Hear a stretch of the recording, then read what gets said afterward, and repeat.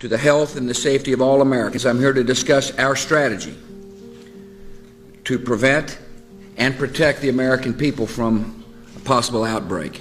I appreciate Dr. Rich Carmona, the U.S. Surgeon General, Dr. Tony Fauci, Director of the National Institute of Allergy and Infectious Diseases. Scientists and doctors cannot tell us where or when the next pandemic will strike or how severe it'll be, but most agree at some point we are likely to face another pandemic.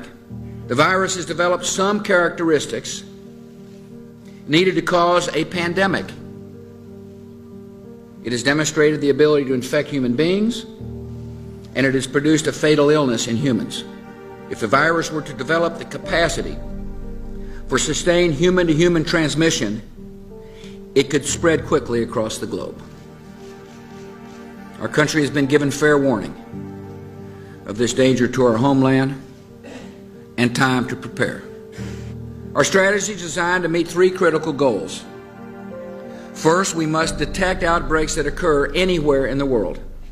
Second, we must protect the American people by stockpiling vaccines and antiviral drugs and improve our ability to rapidly produce new vaccines against a pandemic strain.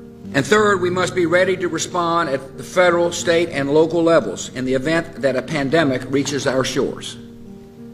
And unlike storms or floods, which strike in an instant and then recede, a pandemic can continue spreading destruction in repeated waves that can last for a year or more. To respond to a pandemic, we need medical personnel and adequate supplies of equipment. In a pandemic, everything from syringes to hospital beds, respirators, masks, and protective equipment would be in short supply. To respond to a pandemic, the American people need to have information to protect themselves and others.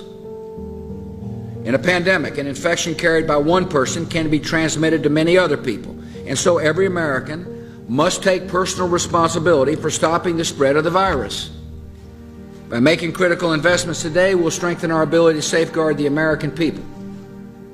In the awful event of a devastating global pandemic, and at the same time, we'll bring our nation's public health and medical infrastructure more squarely in the 21st century. Leaders at every level of government have a responsibility to confront dangers before they appear and engage the American people on the best course of action. There is no pandemic flu in our country or in the world at this time.